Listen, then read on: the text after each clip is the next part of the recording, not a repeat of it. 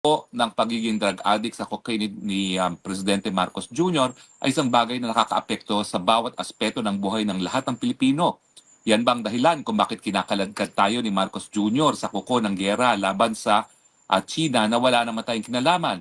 Yan bang dahilan kung bakit ang taong bayan ngayon, isa sa dalawang Pilipino ay nagugutom dahil wala talagang reformang nagagawa ang presidente na baka naman kasi talagang palaging bangag at palaging high. Yan bang dahilan kung bakit ang problema ng korupsyon ay walang solusyon? Yan bang dahilan kung bakit yung national budget ng 2025 ay naging pinakakurap na budget sa kasaysayan ng Pilipinas?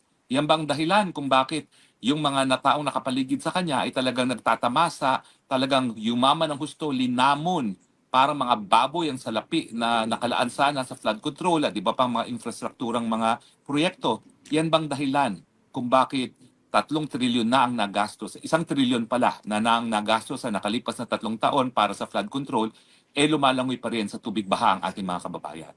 Importante po na pasinungalingan ni Marcos Jr. na siya ay bangag at ngayon, hindi lang naman po yung pulboronic video ang ebidensya, pati na po sarili niyang kapatid.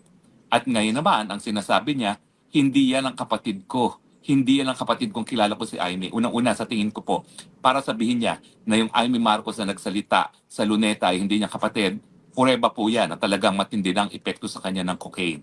Yan po'y hallucination.